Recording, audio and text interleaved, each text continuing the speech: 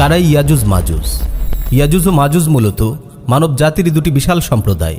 ইমাম ইবনে কাসির রাহিমহুল্লাহ বলেন, তারা মূলত নূহ আলাইহিস সালামের পুত্র ইয়াফিসের বংশধর। ইয়াজুজ ও মাজুজ সম্প্রদায় সংখ্যায় হবে অগণিত।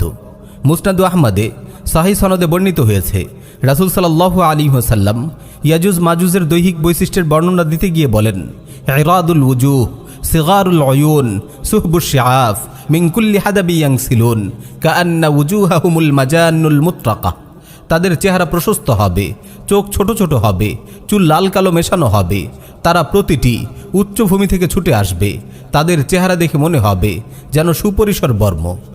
বাদশাহ জুলকারনাইনের সময়কালে তারা বড়ই বিশৃঙ্খল ও বিপর্যয় সৃষ্টিকারী এক জাতি ছিল।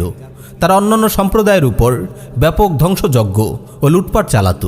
তাই মাজলুম জাতিগোষ্ঠীর লোকেরা বাদশাহ জুলকারনাইনের কাছে অনুরোধ করে তিনি যেন ইয়াজুজ ও মাজুজ এবং তাদের মাঝে একটি উঁচু প্রাচীর নির্মাণ করে দেন, যাতে ইয়াজুজ মাজুজ সেটি ডিঙিয়ে এসে আর তাদের উপর ধ্বংসযজ্ঞ চালাতে না পারে।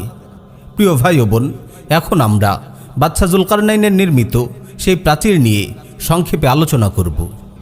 জুলকারনাইনের প্রাচীর। বাদশাহ জুলকারনাইন ছিলেন একজন ন্যায়পরায়ণ মুসলিম বাদশাহ। অনেকেই তাকে সম্রাট আলেকজান্ডার ভেবে ভুল করেন। আলেকজান্ডার কাফির ছিল। তাছাড়া আলেকজান্ডার জুলকারনাইনেরও 2000 বছর পরের মানুষ। তাই কোরআনে বর্ণিত জুলকারনাইন আর আলেকজান্ডার কোনোভাবেই এক ব্যক্তি নয়।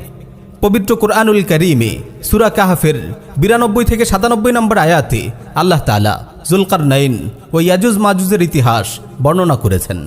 সংক্ষেপে ইতিহাসের সারমর্ম হল, বাদশাহ জুলকারনাইন একবার তার সৈন্যবাহিনী নিয়ে সফর করতে করতে দুটি বিশাল পাহাড়ের মধ্যবর্তী একটি জনপদে পৌঁছেন।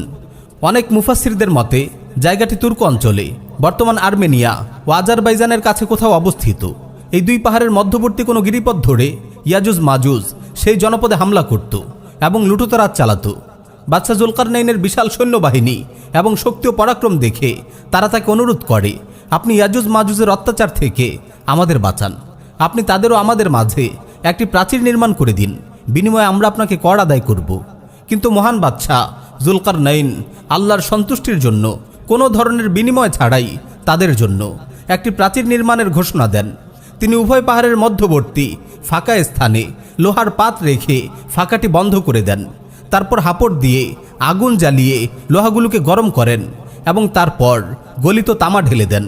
গরম লোহা ও গলিত তামা জমে গিয়ে এক শক্তিশালী দুর্ভেদ্য প্রাচীরে পরিণত হয়। তখন থেকে ইয়াজুজ মাজুজ এই দেয়ালটি পার হতে পারেনি। যেভাবে প্রাচীরটি ভেঙে যাবে, প্রাচীরটির কারণে ইয়াজুজ মাজুজ পৃথিবী থেকে বিচ্ছিন্ন হয়ে সেই পাহাড়ের মাঝেই কোনো বিস্তীর্ণ অঞ্চলে আটকে থাকে। দীর্ঘকালের জন্য তারা আড়াল হয়ে যায় বাইরের পৃথিবী থেকে। আর কখনোই তারা কোনো জাতির উপর হামলা করতে পারেনি। তারা এই বিস্তীর্ণ অঞ্চলে তাদের মতো করে জীবনযাপন করতে থাকে। কোরআন সুন্নাহর সুস্পষ্ট বক্তব্য থেকে বোঝা যায়, কিয়ামতের পূর্বে সেই প্রাচীর ভেঙে ইয়াজুজ মাজুজ বেরিয়ে আসবে।